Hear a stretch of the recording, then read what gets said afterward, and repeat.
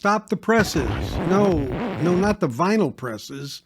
Look, I really wanted to stop just for a moment and remind you that I have a contest on my channel called the Name Game.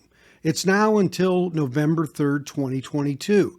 And the idea is to help me find a better name for my channel, a rebranding of sorts. So I need your ideas. The contest involves a chance to win two $25 USD Amazon gift cards. So check it out. I'll put a link in the description. Good luck, and I hope you help me find a new name. Hello, this is David Bianco. Thank you for joining me today. If you've been here before or a subscriber, I welcome you back. And if it's your first time, I really appreciate that you took the time. Today I'm going to do a bit of a Mobile Fidelity update.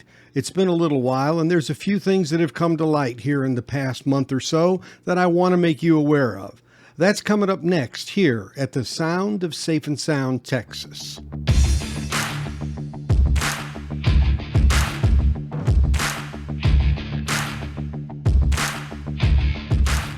Okay, so here we are with another Mobile Fidelity or MOFI update. And since we have maybe some people who haven't been involved or know about this, I'm going to give a very brief background on it.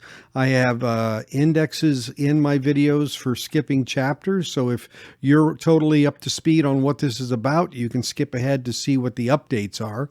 But basically, this is about a company called Mobile Fidelity Sound Labs. They've been around since 1977, and what they provided in the market was they took existing released records and they remastered them on higher grade vinyl. They used to use what's called a half-speed mastering process as well to give a higher audio fidelity to the records that have already been released, hopefully giving customers an improved sonic enjoyment. Now, their claim to fame and what's on top of their records is original master recording, meaning that the tapes that they used were the original analog master tapes that were used when the albums came out to basically make the records at that time. So they would take those and they would then get them mastered for vinyl directly from those master tapes. So it was a direct process. So apparently as time went on and the company was under bankruptcy in 1998, it then got bought by a company called Music Direct out of Chicago, which is also a company that sells equipment and things of that nature. So Mobile Fidelity came back as MOFI, and somewhere in around 2007 or so, it looks like their first release of an album that introduced a digital copying process was released. And then after 2011, that became used more. And then after 2015, it really ramped up to where almost everything now has this digital step. So instead of taking from the original analog tape and then cutting the record exactly from that, they would create a copy, a digital copy of that analog tape. Once they had that copy, or DSD as it's called, it's a Sony proprietary methodology called DSD, they would capture that file, and then that file would be used to cut the actual lacquer for the record, which would be used for then the stamping process. And so that introduction of that digital step is what was not made known.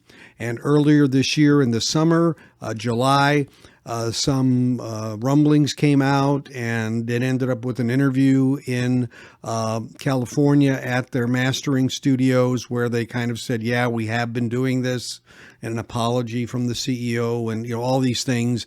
And so quite an entanglement.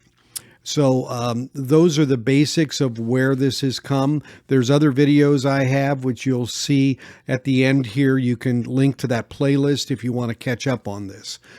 So one of the updates, of course, is they've released two more vinyl releases in the last 30 days. The most recent being one by Randy Travis and then one by Elvis Presley. And these both include the DSD 256, the 4 times oversampling. So as they said, they're pretty much going to be doing that going forward. So those are the only releases that have come out in the last month or so. Above and beyond that, there had been some lawsuits filed initially, one in Washington and then North Carolina. And now we have one out of California as well. So that makes a total of 4 now that we have, which are class action lawsuits, which basically the person that filed the lawsuit is saying that a class of people, including themselves, was misled. We made purchases based on false information and that there are damages based on that. So that will wind its way through the courts, or maybe I should say snail its way through the courts. Things don't move very fast there. So that's a whole different front. Let it take its direction as it needs to. In the meantime, Mobile Fidelity has said that they would be updating their website with new and updated information. And so the one thing that I noticed that changed, and I think it was a few weeks ago, around September 23rd or so, is the image they had for the one-step process. And I'll show you an image of this and the change that was made. They had made a change at the end of July that showed the analog tape to DSD and then going into the one-step cutting process for making the record. They now have dropped the part of it that shows the tape to DSD. They just show the plating process that basically creates the stamper at the end. And so they've removed that totally. And so it makes one wonder why did they do that? I went then and did a comparison of my data list on their releases and what they had done mastering chains on. And there are a few updates that I want to just mention. Bob Dylan's greatest hits.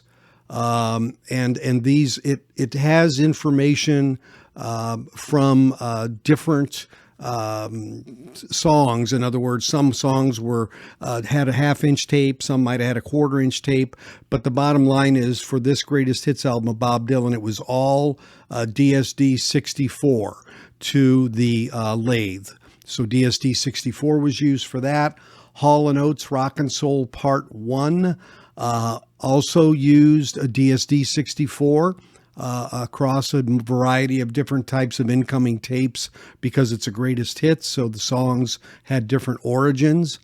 Bill Withers' greatest hits, same thing, multiple tape sources, but always passing through a DSD 64 process. Bill Evans and Jim Hall, Undercurrent is tape, Dolby A tape to analog to console to lathe. So that is no DSD involved in that one.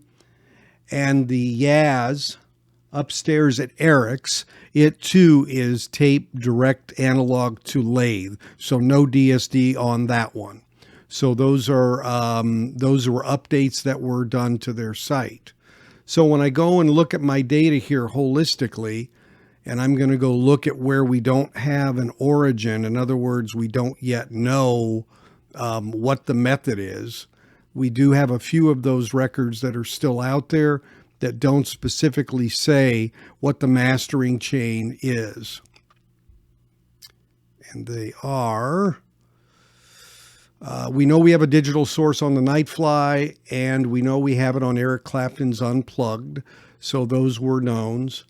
A few that are still evaluation pending: James Taylor Greatest Hits, the Van Halens, and that's it. So basically they've covered most of that ground, and they've done a good job, I think, of going back and doing that to give us full visibility. But the bottom line is a really, really high majority of these are in fact using DSD. One point to make is that there are a lot of the MOFI records that sound fabulous in spite of this change. So I don't want anybody to make an automatic assumption that I believe that this change in and of itself has diluted some of the value of what we get in terms of the sound. The issue, again, has always been transparency when it comes to this. So this is not a matter of judging this in that regard. It's a matter of saying these are the facts and these are what has happened and here are the results. When it comes comes to listening and whether or not you want to pay $30, $40, $50, $60, $125 for a record, that's your choice. Maybe you want to wait and see what the reviews say and make some judgments on that instead of doing a pre-order. Everybody has a choice to make. So I respect that, and I think that we all have learned something from this. And at the end of the day, what I will take to this is to tell you that there are some MOFI releases using this that still sound fabulous. Brothers in Arms is a great example of one. Alan Parsons' Eye in the Sky is another example. And those aren't one steps. Those are just 45 RPM releases. So there are good quality value recordings that are out there that one should consider in spite of this. If you don't want any digital in the process, then you may have to go elsewhere. But just remember one thing. There are albums like Donald Fagen's Nightfly, and here it is. Donald Fagen's Nightfly on Mobile Fidelity, the original source to this album was always tape digital. Okay. That's the way it was made. So we can't change that. And it sounds fabulous. The originals sound fabulous. So when it's done well, it can sound really good. Just remember that. So as always, I say thank you for watching me today. If you would subscribe to the channel, ring that bell, and make sure you hit the black one for getting notifications. Beyond that, if you like the video, a thumbs up is nice, and comments are always welcome. So again, I say thank you for joining me, and looking forward to having you back next time at the sound of Safe and Sound, Texas. Take care, everybody.